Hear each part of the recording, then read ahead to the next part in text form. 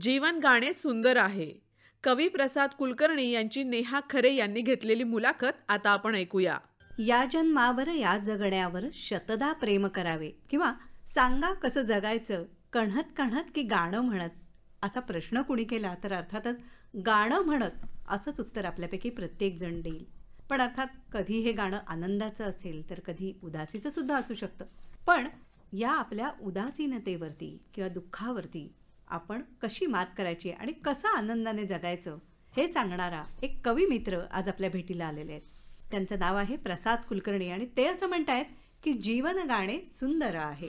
जीवन गाणे सुंदर आहे. जीवन गाणे सुंदर आहे. जन्मासोबत नाद जन्मतो लय नादाची नंतर आहे. जीवन गाणे सुंदर आहे. आनंदाच्या सुरावटीवर छेडीत जावे तृप्तीचे सुर, त्यानंतर जे उरात घुमते तोच सुखाचा मंत्र आहे. जीवन गाणे सुंदर आहे. शब्दा शब्दा गणिकताना त्यासोबत मग गुणगुणताना, शब्दा शब्दा गणिकताना त्यासोबत मग गुणगुणताना उगम आणखी अंतामधले मिटते सारे अंतर आहे. जीवन गाणे सुंदर आहे. तुझा आणि माझा गाव शोधूया, क्षितिजाच्या पल्ल्याड जाऊया. तुझा आणि माझा गाव शोधूया, क्षितिजाच्या पल्ल्याड जाऊया. नक्षत्रांच्या लक्ष दिव्यांचे जिथे टांगले झुंबर आहे. जीवन गाणे सुंदर आहे. जन्मासोबत नाद जन्मतो लय नादाची नंतर आहे. जीवन गाणे सुंदर आहे. वा वा वा, फार सुंदर. प्रसाद कुलकर्णी आपलं मनापासून स्वागत करते.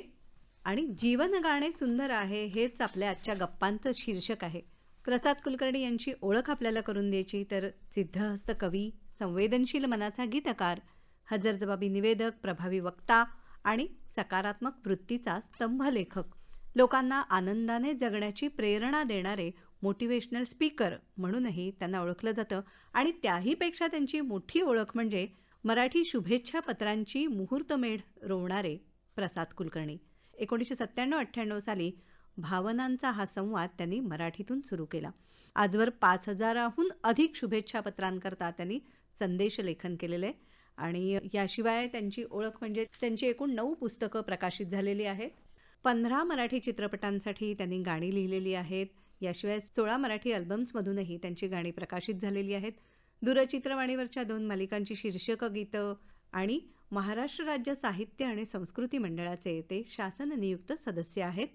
तर आम्हाला आज आनंद आहे की तुम्ही आमच्याशी गप्पा मारायला आलेले आहात आणि त्यातून मुख्यतः महिला वर्गाशी तुम्ही संवाद साधणार आहात. तुम्ही असं म्हणता की जीवन गाणं सुंदर आहे आणि आनंदाने जगायचंय, तर कुटुंबामध्ये सगळ्यात आधी स्त्रीचं स्थान हे किती महत्वाचं आहे? नक्की, अगदी मला अपेक्षित होता असा प्रश्न तुम्ही विचारला. आपल्याला स्त्री नजीकच्या 4 नात्यातनं भेटते. कन्या, माता, भगिनी आणि कांता. ही अपरिहार्य नाती असतात जवळची स्त्रीची. त्या व्यतिरिक्त आणि वहिनी, आजी, नणंद, जाऊ वगैरे वगैरे वगैरे, काकी, मामी वगैरे, पण ही नजीकची 4 नाती. आणि कुठच्याही नात्यातनं ती भेटली तरी तिच्या शेवटी एक आई दडलेली असते. तिला परमेश्वराने कायमस्वरूपी ते जे एक भूमिका दिलेली आहे ती कायम निभावत असते. आणि तुम्ही मराठी शुभेच्छा पत्रांचा उल्लेख केला. गमतीची गोष्ट अशी की आज मितीपर्यंत 5000 शुभेच्छा पत्र लिहून झालीत. पण या सगळ्या शुभेच्छा पत्रांची मुहूर्तमेढ 25 वर्षापूर्वी रोवली गेली. ते पहिलं शुभेच्छा पत्र आईसाठी लिहिलेलं होतं. आपल्या कार्यक्रमाच्या निमित्ताने मला फार सुंदर त्या नोटवरती मला सुरुवात करायला आवडेल. ते कसं लिहिलं तर आई म्हणजे काय असतं? आई म्हणजे स्त्रीची जी अनेक नाती आहेत त्यातले सगळ्यात प्रमुख नातं. आणि आई विश्वाची जननी आहे. तुम्हाला आई आणि वडील ही अशी 2 तीर्थक्षेत्र आहेत की ती नसतील तर आपले अस्तित्वच संभवत नाही. ती 9 महिने आपला भार सहन करत असते. तर कसं लिहायचं आईसाठी? मग आई म्हणजे काय? तर परमेश्वरांनी सगळे जग बनवलं आणि तो निवांत बसला आणि एवढ्यात त्याच्या लक्षात आलं की आपण अजून मास्टरपीसच बनवलेला नाही. मग त्याने काय केलं की करुणा, माया आणि ममता हे 3 गुण एकत्र केले आणि एक सुंदर मूर्ती बनवायला घेतली. आणि ती जेव्हा मनासारखी झाली तेव्हा तो समाधानाने हसला. त्याच्या हसण्यातनं ती मूर्ती जिवंत झाली. मग देवाने त्या मूर्तीला नाव दिलं आई आणि आपला प्रतिनिधी म्हणून पृथ्वीवर पाठवलं. तेव्हापासून देव आईच्या रूपाने पृथ्वीवर आपली कायमस्वरूपी सोबत करत असतो. ही झाली आईची व्याख्या. मग शेवटी आईला शुभेच्छा द्यायच्या कशा? हो ना. तिकडे तुम्हाला निबंध लिहायचाच नसतो, कमीत कमी शब्दात तुमच्या भावना तिथपर्यंत पोहोचल्या पाहिजेत. आई म्हणजे काय असतं की आई हा घराचा श्वास असतो, आई हा घराचा सुगंध असतो, आई हे घराचं अस्तित्व असतं. काही कारणासाठी आई घरातनं बाहेर गेली तर घरात सगळी माणसं असले तरी घर रिकामं होतं. आणि आई जेव्हा घरात येते तेव्हा वास्तुपुरुष जागा होतो. मग आईला शुभेच्छा कशा द्यायच्या? 4 ओळीत लिहिलं की तू असताना हे घर म्हणजे घमघमणारी बाग, आणि तू नसताना याच घराला रितेपणाचा शाप.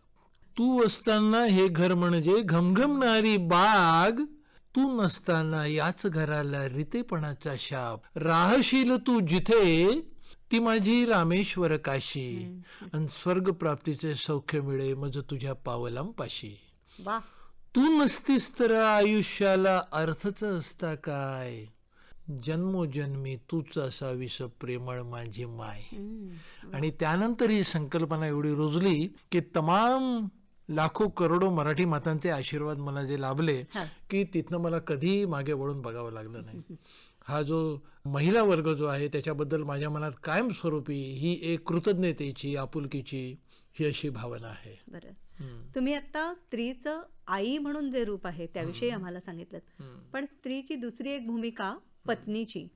तर पत्नी म्हणून सुद्धा तिचं स्थान महत्वाचं आहे. हे घरातल्या वातावरणावरती सुद्धा अवलंबून असतं. म्हणजे घरातल्या पुरुषाने जर का आपल्या पत्नीला आदर दिला. हा तुमचा दुसरा महत्वाचा बिंदू आहे, हे अतिशय महत्वाचा आहे.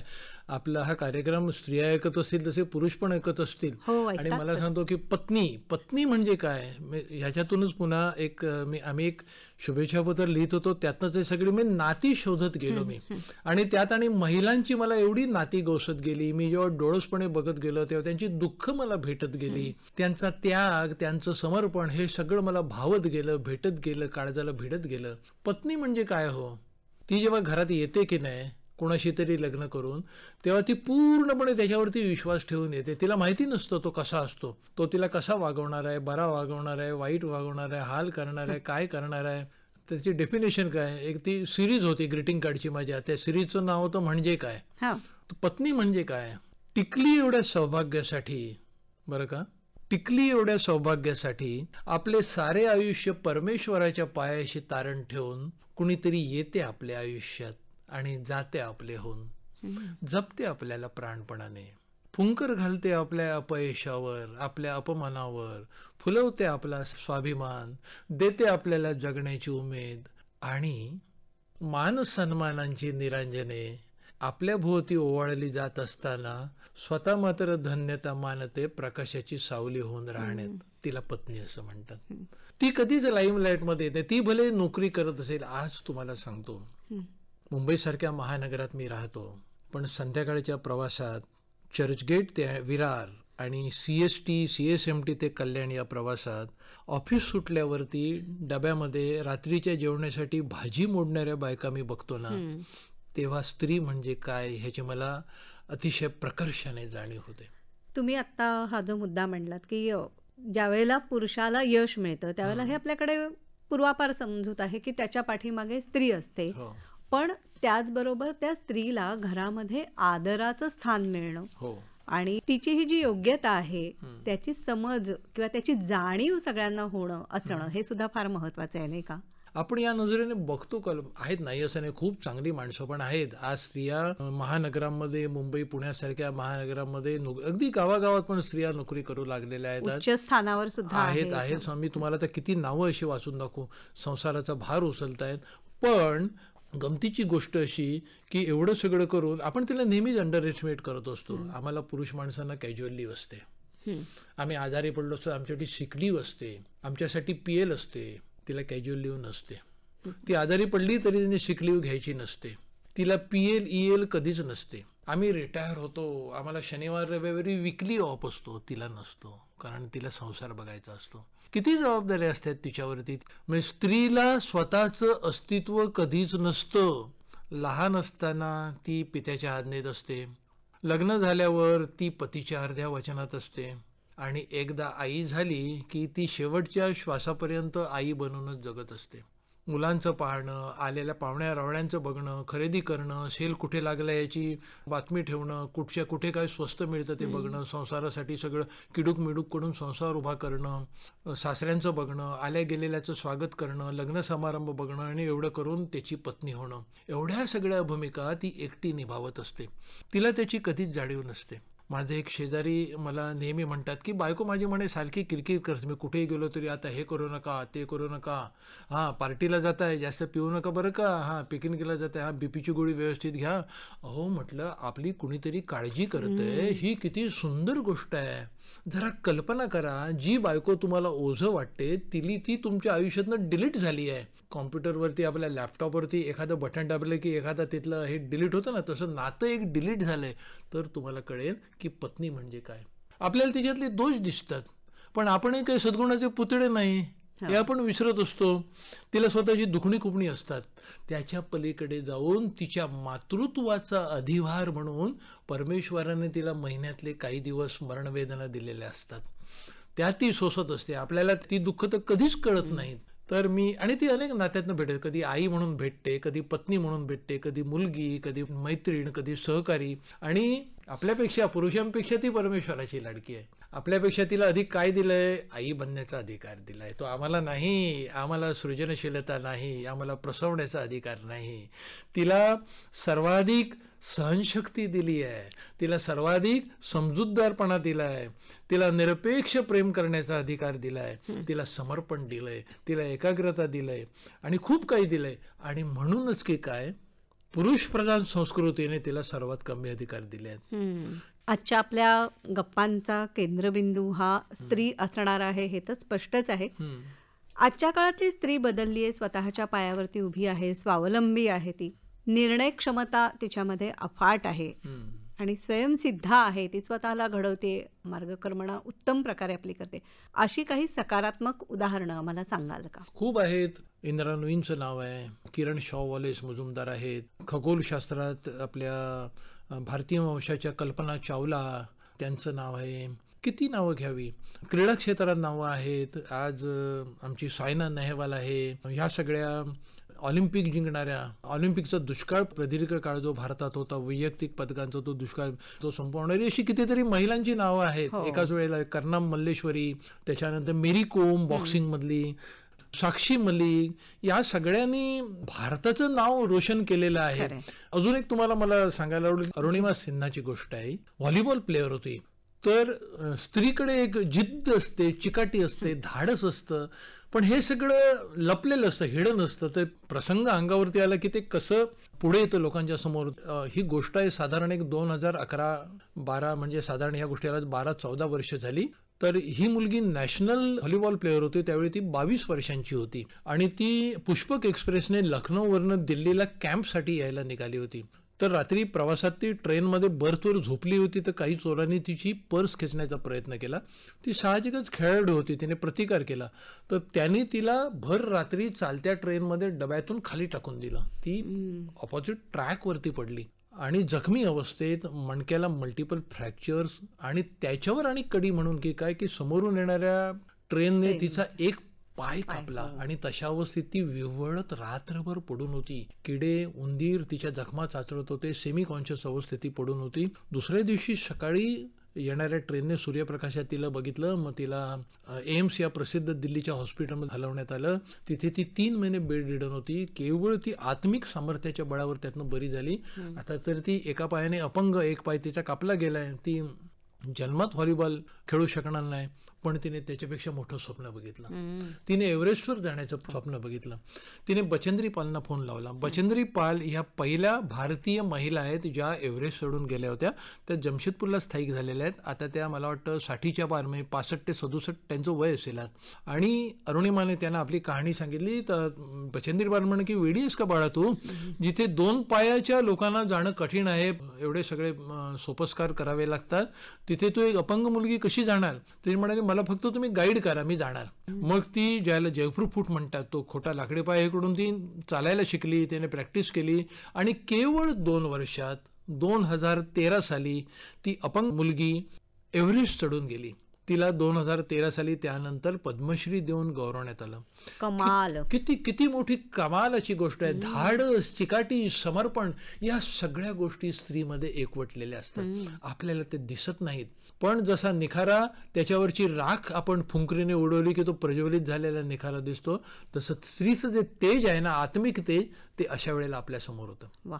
जिद्दीने पेटून उठली तर नवा मार्ग शोधून तिने शिखरावरती म्हणजे व्हॉलीबॉल खेळणे काहीच नाही, तिने त्याच्या पलीकडे स्वप्न बघितलं एक पाय हो नसताना. ना. हे केवढं मोठं आहे.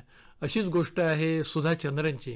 मी जेव्हा माझ्या 2022 कोकणातल्या एका खेडेगावातनं नशीब शोधण्यासाठी मुंबईला आलो, तेव्हा मी विलेपार्ले या उपनगरात राहत होतो आणि माझ्यासमोर ही एक तरुण मुलगी राहत होती आणि ती काळी सावळी मुलगी होती, पांढरे कपडे घालायची आणि ती एका कारमधनं उतरायची आणि त्या समोरच्या घरात जायची आणि आम्ही 4-5 पेईंग गेस्ट तिथे राहत होतो. आम्हाला तिचं नेहमी नवल वाटायचं आणि आम्ही त्या वयानुसार, त्या काळानुसार असं काहीतरी असं बोलायचो तिच्याबद्दल. एक दिवस त्या मुलीची मुंबई शहरभर पोस्टर्स लागली हा.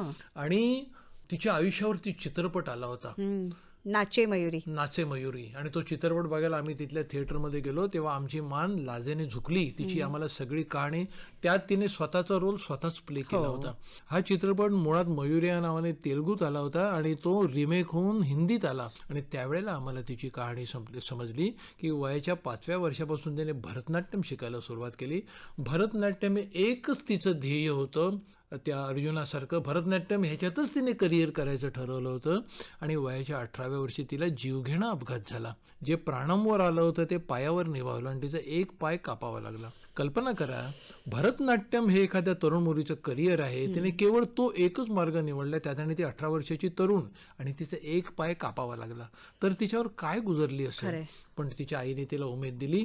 ती नकली पाय म्हणजे जयपूर फूट असं म्हणतात तो लावून नाचायला शिकली, स्पर्धांमध्ये भाग घेत आली आणि 2 पायाने नाचणाऱ्या नर्तिकांना ती 1 पायाने नाचणारी मुलगी तिने हरवलं आणि त्याच्यानंतर ती नंतर चित्रपटात काम करायला लागली. ती अजूनही विविध वाहिन्यांवरती दिसते. मला सांगात की किती मोठी ज्वलंत उदाहरणं आहे ती स्त्रीची. स्त्रीमध्ये स्त्री शक्ती, पुरुष हा शिव आहे आणि स्त्री ही शक्ती आहे असं म्हणतात. पण शक्ती हे आपण नुसतं शक्ती म्हणत असतो, पण स्त्री शक्ती म्हणजे काय ही आपण अशी उदाहरणं जेव्हा बघतो तेव्हा आपल्याला कळतं. तुमच्याकडनं हे सगळं ऐकणं खूप आनंदाचं आहे, पण गद्यात जसं आम्ही ऐकलं तसं एखाद्या कवितेतून आम्हाला ऐकवाल का? नक्कीच, मला आवडेल. काही तुम्हाला आपल्या इतिहासातली, आपल्या पुराणातली काही उदाहरणं आणि स्त्रीने काय सोसलेलं असतं हे तुम्ही अगदी रामायण महाभारत जरी पाहिलं नाही, महाकाव्य आहेत आपल्या मनावरती शतकानुशतकं ज्यांनी पगडा केलेला आहे, प्रभाव आहे अशी. मला सांगा, सीता, रामाचा वनवास संपला 14 वर्षानंतर, पण सीतेचा वनवास पुन्हा सुरू झाला. उर्मिला, बंधुप्रेमापोटी लक्ष्मण श्रीरामांची सोबत करायला आले, पण उर्मिलेची दुःख ती कायम गुपितच राहिली. महाभारत, देवकीने 8 मुलांना जन्म दिला, पण तिच्या नशिबी जननहीन मातेचं जीर्ण आलं. ती कुठच्याच मुलाला जवळ घेऊ शकलं नाही. देवकीचा पाहणा तसाच आटत गेला. पहिली मुलगी मारली, दुसरी मारली, तिसरी मारली, 8वं अपत्य झालं, ते गोकुळात तिला पाठवण्यात आलं. तर अशी कितीतरी उदाहरणं आहेत. स्त्री ही शोषिक आहे. मला काय म्हणायचंय की स्त्रीला परमेश्वराने एक सोसण्याची शक्ती दिली आणि ती सोसत आली आहे. कविता अशी आहे की सखे मानिनी युगायुगातून शोषित आलीस कळा, सखे मानिनी युगायुगातून शोषित आलीस कळा, तुझ्या कपाळी सदा लागला अन्यायाचा टिळा. जन म्हणती मज सत्यपरायण श्रीराम, जन म्हणती मज सत्यपरायण, अजून गाती श्रीरामायण. प्रतिमा माझी जपण्यासाठी वृथा त्यागेले तुला, अन तुझ्या कपाळी सदा लागला अन्यायाचा टिळा. काय दिले मी तुझ पांचाली, द्यूतामध्ये तुला गमावली. काय दिले मी तुझ पांचाली, द्यूतामध्ये तुला गमावली. अगतिकतेने मीच घोटला पुरुषार्थाचा गळा, अन तुझ्या कपाळी सदा लागला अन्यायाचा टिळा. जमदग्नीची झालीस पत्नी, गेलीस वधली पुत्राकडूनी. जमदग्नीची झालीस पत्नी, गेलीस वधली पुत्राकडूनी. पतिव्रते तू सती अहल्ले पडलीस होऊन शिळा, अन तुझ्या कपाळी सदा लागला अन्यायाचा टिळा. सत्ययुग हो वा द्वापारी, कलितली तर कथाच न्यारी. तुझ्याच पोटी जन्मून झालो कारण तुझी छळा, अन तुझ्या कपाळी सदा लागला अन्यायाचा टिळा.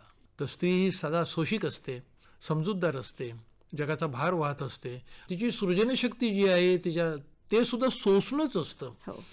एक जीव जन्माला घालण्यासाठी ती जे सोसते हे पुरुषांच्या समजण्याच्या पलीकडेच असतं. खरंय. आणि ह्या सगळ्या दुःखावर, संकटावर, अन्यायावर मात करून आजची स्त्री खंबीरपणे उभी आहे. उभी आहे. आणि आपल्या म्हणजे नवनवी क्षितिजं तिला नेहमी खुणावत असतात आणि त्या दिशेने ती झेप घेत असते.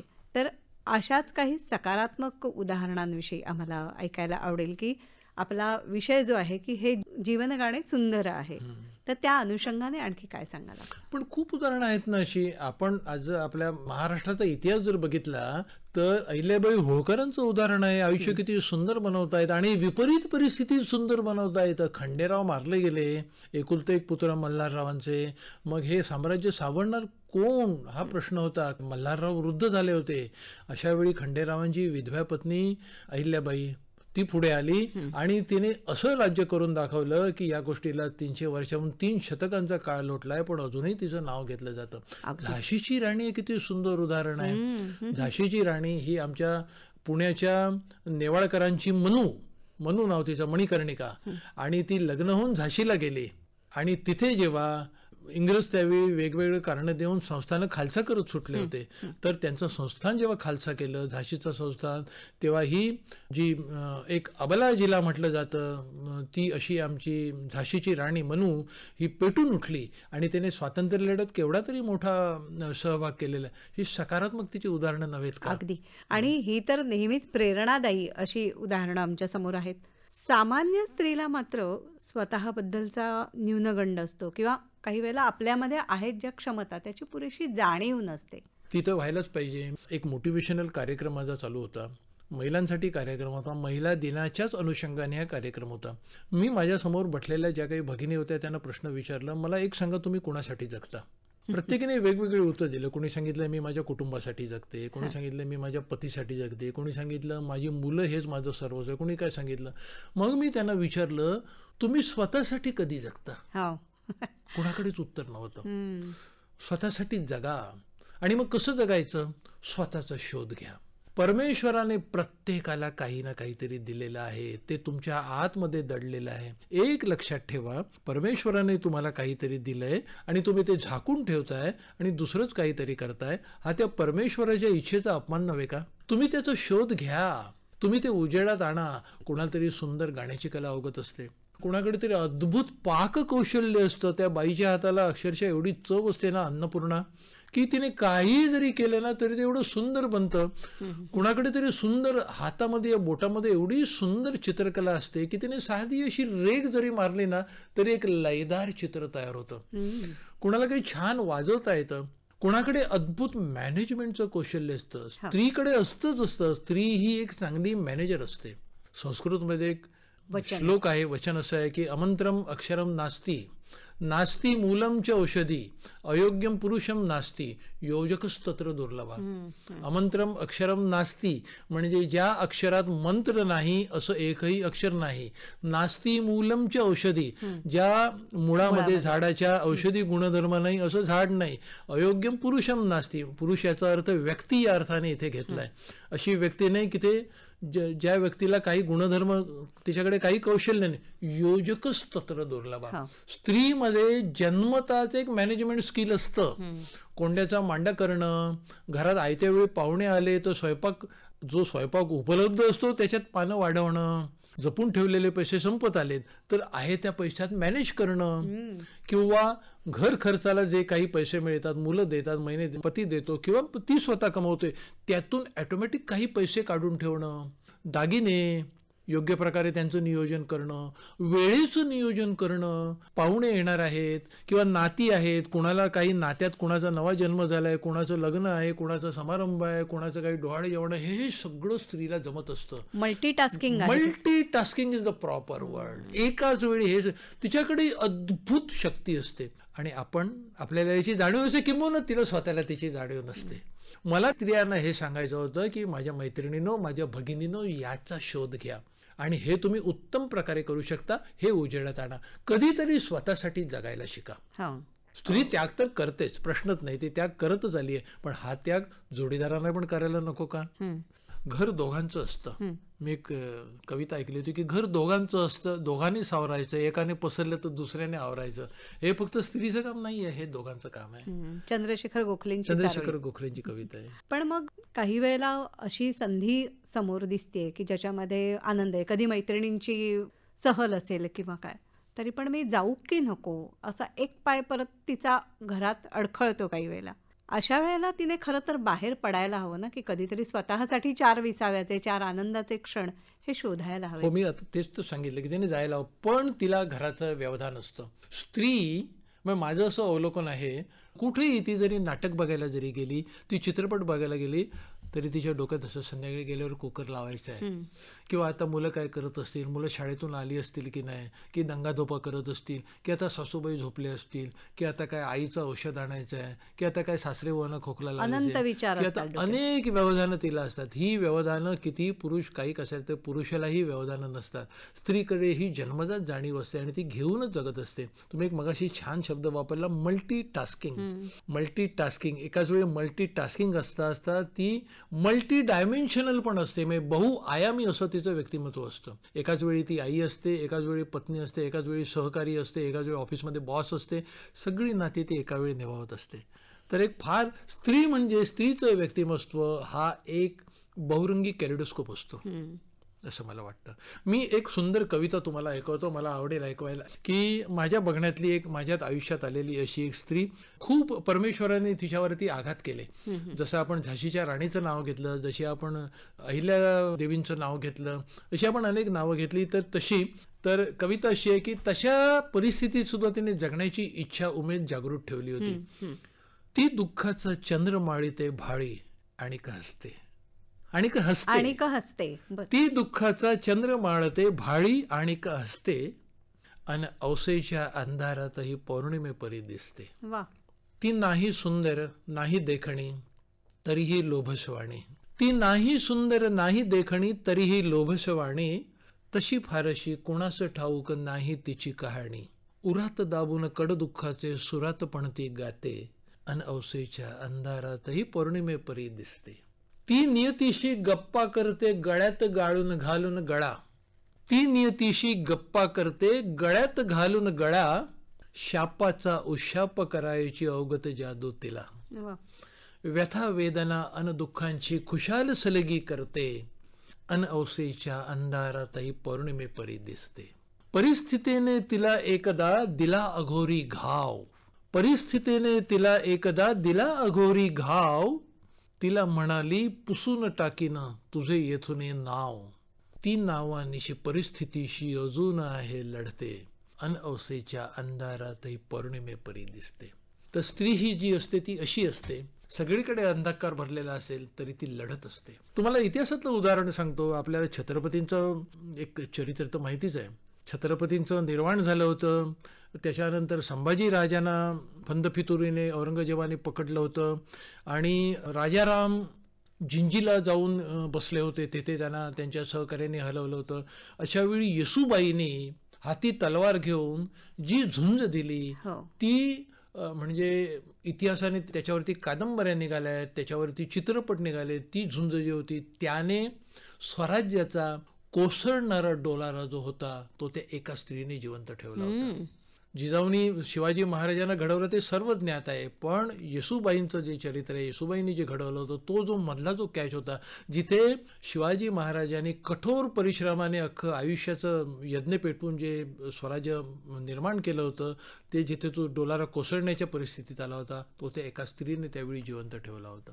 खरंय, इतिहासातली ही उदाहरणं तर फार मोठी मोठी आहेत, पण अगदी सर्वसामान्य स्त्रीला सुद्धा रोजच्या आयुष्यामध्ये अनेक छोट्या मोठ्या संकटांना सामोरं जावं लागतं. कधी घरातली कुणाची दुखणी आजारपणं असतील, किंवा आणखी कधी आर्थिक अडचण असेल, तर या सगळ्या परिस्थितीवरती मात करणारी स्त्री ही खंबीरपणे उभी आहे. आजची स्त्री ही म्हणजे शहरातली सुशिक्षित, घराबाहेर जिथे पाऊल टाकलेलं आहे, स्वावलंबी आहे, तिला आत्मभान देखील आलेलं आहे, आणि त्यामुळे तिचं तेज जे आहे ते वेगळ्या प्रकारे तळपणारं असं आहे. या आजच्या स्त्रीविषयी तुम्ही काही लिहिलं असेल तर ऐकायला आवडेल. कविता तर अशी नाही लिहिली, पण आजच्या स्त्रीवरती मला बोलवलेलं. मी मगाशी म्हटलं होतं की आत्मभान जरी आलं असलं तरी तिला ही व्यवधानं चुकत नाहीत. ती आज वेगवेगळ्या क्षेत्रात काम करते आहे. तिला जे नैसर्गिक परमेश्वराने जे काही दिलेलं आहे त्यामुळे तिला कुशाग्र बुद्धिमत्ता असते, तिच्याकडे चिकाटी असते. तुम्ही मेरिट लिस्टमध्ये जर बघाल तर मुलींचं प्रमाण जास्त आहे मुलांपेक्षा. हो. तिच्याकडे समर्पणाची भावना असते. आज वेगवेगळ्या क्षेत्रात स्त्रिया पुढे गेल्या, पण असं करून सुद्धा म्हणजे मला इंदिरा नूईंची गोष्ट सांगायला आवडेल की इंदिरा नूईंना जेव्हा त्यांची एका प्रसिद्ध कंपनीच्या प्रमुखपदी निवड झाली हो. तेव्हा त्या घरी गाडी घेऊन ड्राईव्ह करत जेव्हा संध्याकाळी आल्या आईला सांगायला की आई माझी आज निवड झाली, तेव्हा आई पहिली म्हणाली हो काय, बरं ठीक आहे, घरातलं दूध संपलं, पहिला आधी जाऊन दूध घेऊन ये. म्हणजे हे जे आहे हे किती मोठी झाली तरी तिला चुकलेलं नाही. स्त्रीला स्वत्वाची जाणीव झालेली आहे आणि स्त्रिया पुढे जात आहेत आणि पुरुषांच्या बरोबरीने एखादे आता सैन्यामध्ये स्त्रिया भरती होत आहेत. सैन्यामध्ये मोठ्या पोस्टवरती म्हणजे भूदलामध्ये, वायुदलामध्ये, नाविक दलामध्ये लेडी ऑफिसर्स आहेत. आहेत.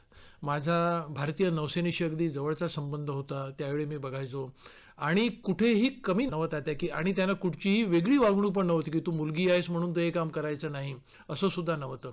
सुधा मूर्तींचं नाव आपण घेतो की सुधा मूर्ती या ज्ञात असलेल्या, मला ज्ञात, मी स्वतः व्यवसायाने इंजिनियर आहे, मी मेकॅनिकल इंजिनिअरिंग केलं. सुधा मूर्ती या माझ्या आधीच्या पिढीतल्या व्यवसायाने ज्ञात असलेल्या पहिल्या मेकॅनिकल इंजिनियर.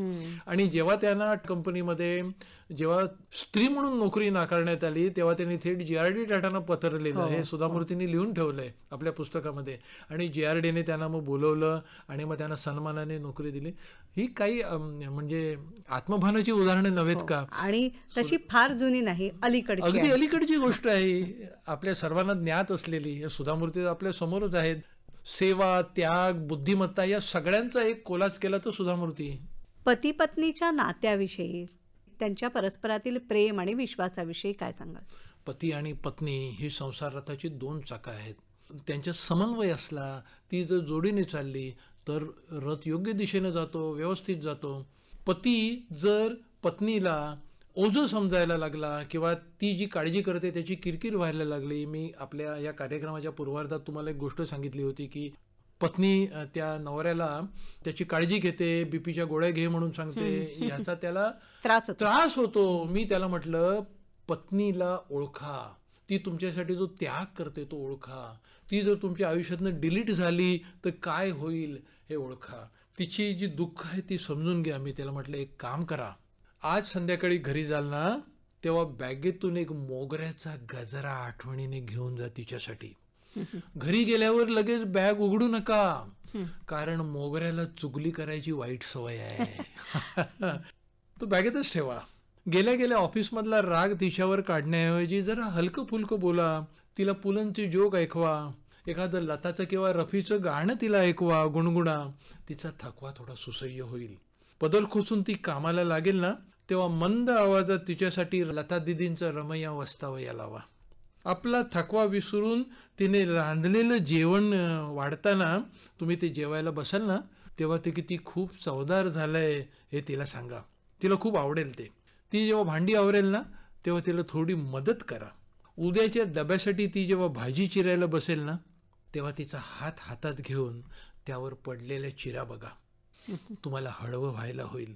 किती कष्ट करतेस तू, एवढे 4 शब्द बोला. तिला खूप असेल ते, तिला गहिवर होईल, तिला गहिवर येईल. तिची आवराआवर होईपर्यंत आजच्या दिवशी अंथरुण तुम्ही घाला. ती नव्हती तेव्हा हे आयुष्य किती नीरस होतं आणि तिच्या येण्याने आयुष्याला किती पूर्णत्व आलं हे आठवा. आणि मग ती सगळं आवरून अंग टाकायला येईल ना अंथरुणावर तेव्हा मघापासून लपवून ठेवलेला मोगऱ्याचा गजरा तिच्या केसात माळा. ती मोहरेल, ती गहिवरेल, लहान मुलीसारखी तुमच्या कुशीत शिरेल. तिच्या पाठीवर हळूवार थोपटा, तिच्या केसातून हात फिरवा आणि तिला प्रसाद कुलकर्णीच्या कवितांच्या 4 ओळी ऐकवा. काय ऐकवाल? की तू आहेस म्हणून माझ्या आयुष्याला अर्थ आहे, तू आहेस म्हणून माझ्या आयुष्याला अर्थ आहे, तुझ्या विना माझ्या जीवा उभा जन्म व्यर्थ आहे. मेघा वाचून नभामधनं पाणी कधी झरेल काय, मेघा वाचून नभामधनं पाणी कधी झरेल काय, आणि तुला वजा केल्यावरती मागे काही उरेल काय. प्रसाद कुलकर्णी, आज आपण इथे आलात, आमच्याशी छान संवाद साधलात. काही काव्यातून, गप्पांमधून श्रोत्यांनाही नक्कीच याच्यातून एक सकारात्मक ऊर्जा मिळेल असा विश्वास वाटतो. आपण इथे आलात मनापासून आभार मानते. धन्यवाद. धन्यवाद. तुम्ही आज छान छान कविता ऐकवताय, तर ह्या आपल्या गप्पांची सांगता नुसत्या आभाराने नको नाही का, तर तिथेही आम्हाला एक कविता किंवा जगण्याचा उत्सव ज्यात आहे अशी एखादी कविता ऐकायला आवडेल. खूपच छान. आणि स्त्री म्हटलं की उत्सव, स्त्री म्हटलं की साजरं करणं, स्त्री म्हणजे सृजनशक्ती, स्त्री म्हणजे समारंभ. तर आपण एक आपल्या या भगिनींसाठी याच नोटवर एक कविता का छान अशी त्यांना सादर करू नये. कविता अशी आहे की लाटांवरती फुटती लाटा, मौसम आहे फुलण्याचा. लाटांवरती फुटती लाटा, मौसम आहे फुलण्याचा. आनंदाने नाचू गाऊ, उत्सव आहे जगण्याचा. कानामध्ये भरून वारे, वाऱ्यावरती होऊ स्वार. अन अंगावरती लेवून तारे, जाऊ या क्षितिजाच्या पार. अल्याड गाणे सुरात मडवून, पल्याड घेऊन जाण्याचा. अन आनंदाने नाचू गाऊ, उत्सव आहे जगण्याचा. मनात बरसे श्रावण रिमझिम, प्रत्येकाच्या उरात मोर. मनात बरसे श्रावण रिमझिम, प्रत्येकाच्या उरात मोर. तळ्यात पडते पुनव चांदणे, साध्य घालती चंद्रचकोर. तुझे नि माझे मी पण सारे, क्षणात एक भुलण्याचा. अन आनंदाने नाचू गाऊ, उत्सव आहे जगण्याचा. उत्साहाला नकोच सीमा, रंध्रा रंध्रामधून जोश. उत्साहाला नकोच सीमा, रंध्रा रंध्रामधून जोश. धुंद होऊनी सृष्टी नाचे, जो तो बसला हरवून होश. या घटकेला नकोच लटका, प्रयास मागे फिरण्याचा. आणि आनंदाने नाचू गाऊ, उत्सव आहे जगण्याचा. लाटांवरती फुटती लाटा, मौसम आहे फुलण्याचा. आनंदाने नाचू गाऊ, उत्सव आहे जगण्याचा. आत्ताच आपण ऐकत होतात जीवन गाणे सुंदर आहे, कवी प्रसाद कुलकर्णी यांची नेहा खरे यांनी घेतलेली मुलाखत. ही आकाशवाणीच्या मुंबई केंद्राची निर्मिती होती.